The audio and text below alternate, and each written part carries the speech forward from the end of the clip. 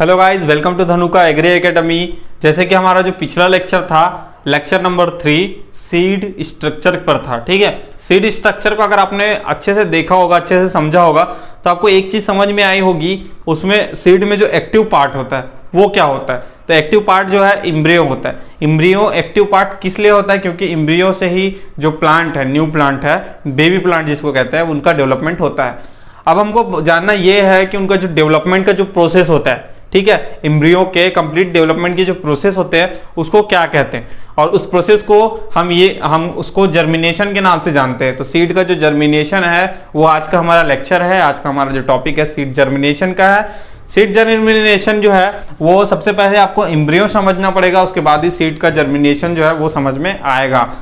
एक इंस्टीट्यूट है जिसको हम इंटरनेशनल सीड टेस्टिंग एसोसिएशन के नाम से जानते हैं, जिसको 1885 में इसका इस्टेब्लिशमेंट हुआ था। इन्होंने ये सीड पर ही आधारित है, क्योंकि ये सीड टेस्टिंग एसोसिएशन है। तो इन्होंने एक सीड की जर्मिनेशन को बताया था। इन्होंने कहा जब इमरजेंस डेवलपमेंट होता है किसी भी सीडलिंग का, किसी भी सीड से इमरजेंस या डेवलपमेंट होता है किसी सीड का, तो उस प्रोसेस को हम सीड जर्मिनेशन कह देते हैं। क्या कहते हैं? सीड जर्मिनेशन कह देते हैं। और हिंदी में इसी को बदला जाए तो हिंदी में कैसे कहते थे?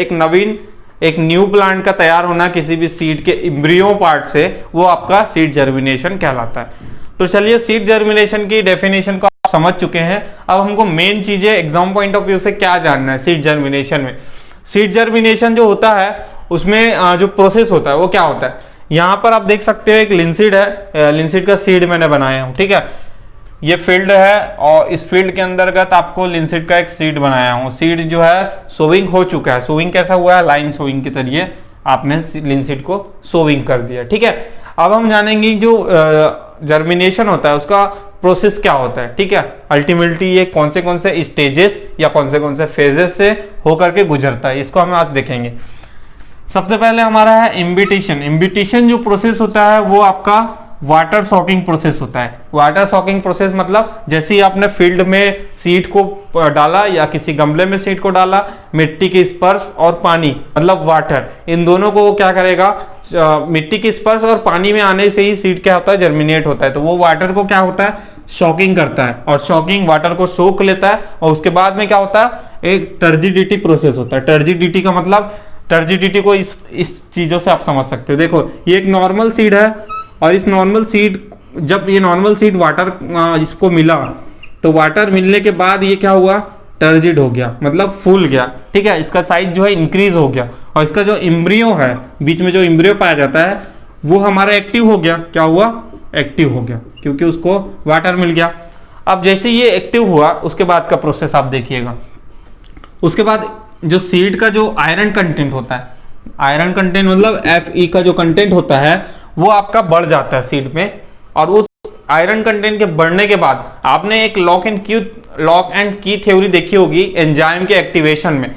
एंजाइम को एक्टिव होने के लिए आयरन जो है उसका एक्टिव होना जरूरी है, या फिर आयरन का जो कंटेंट है वो ज्यादा होना या इंक्रीज होना जरूरी है, तभी जाकर के आपका जो एंजाइम है वो एक्टिव होगा। ठीक है, तो सबसे पहले हमारा आयरन का कंटेंट एक्टिव हुआ, उसके बाद हमारा जो एम्ब्रियो है वो एक्टिव हुआ। ठीक है, तो हमारा आयरन एक्टिव, फिर एम्ब्रियो एक्टिव, उसके बाद देखिएगा, उसके बाद हमारा जो एंजाइम्स हैं, जितने भी एंजाइम्स पाए जाते हैं, ठीक है, वो एक्टिव हो जाता है। उसके बाद आपका जो माइट्रोकांडिया जो पाया जाता है, हर सेल में माइट्रोकांडिया होता है, आपने जेनेटिक में अच्छे से पढ़ा है। माइट्रोकांडिया के रोल्स, फंक्शन, सब सारी चीजें आपको अच्छे से आनी चाहिए। तो माइट्रोकांडिया इंक्रीज होता है, और माइट्रोकांडिया कहाँ पाया जाता है? सेल में पाया जाता है। एम्ब्रियो भी एक तरह का सेल है, तो सेल में माइट्रोकांडिया इंक्रीज होता है। इंक्रीज का मतलब आप क्या समझ रहे हो?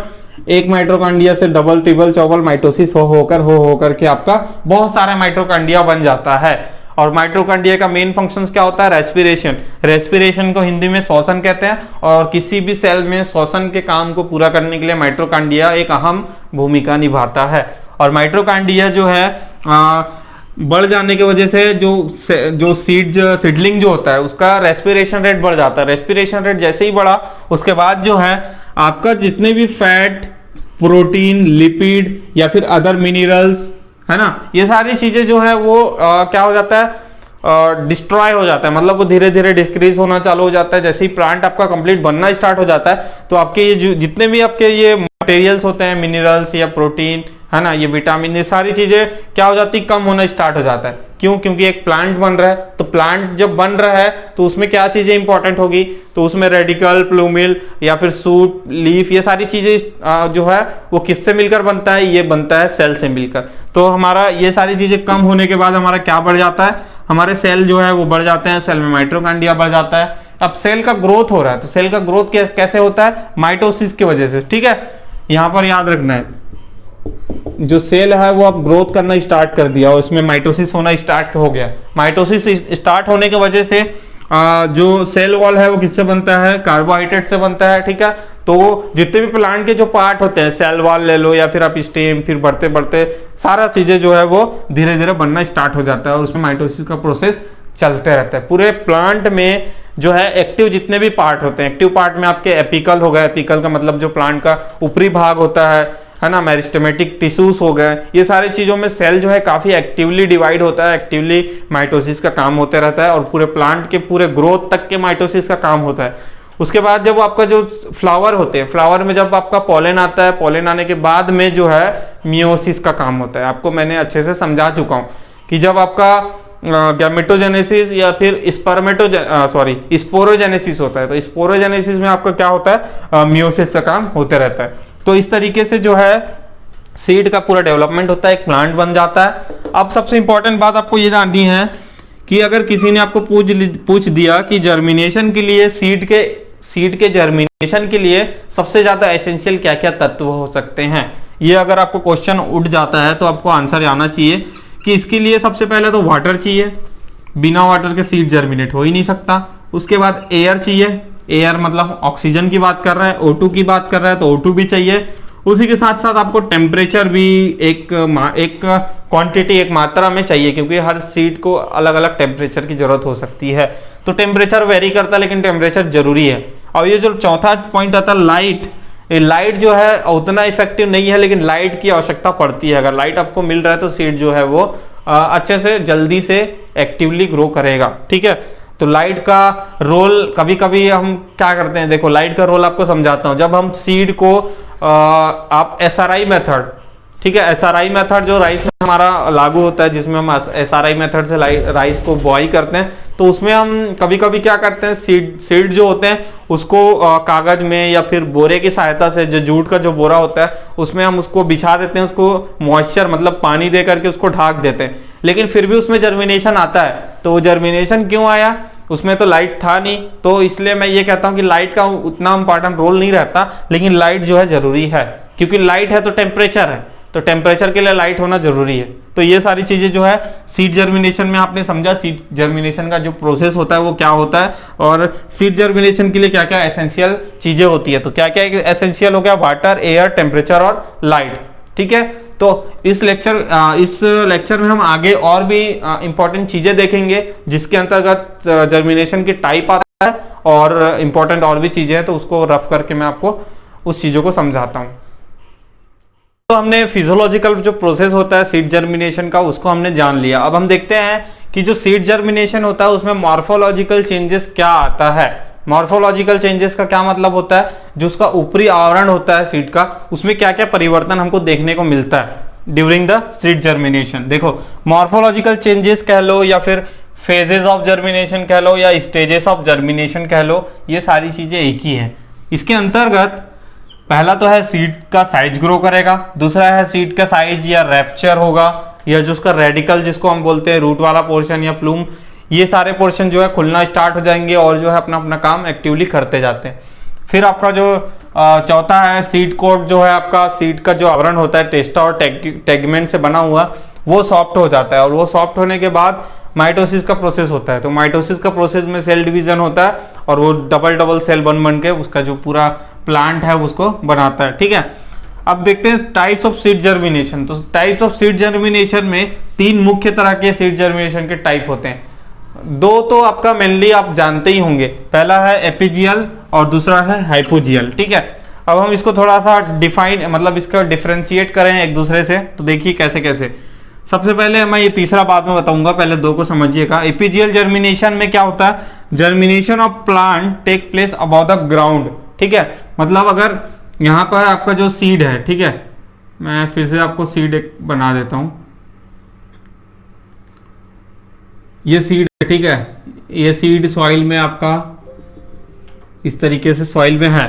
तो जो आपका जो सीड है उसमें जो प्लांट बनेगा वो एपीजियल जर्मिनेशन में जो है पहले नीचे की ओर जाएगा, फिर इस तरीके से ऊपर की ओर आपका जो प्लांट है वो ग्रो होना स्टार्ट होगा।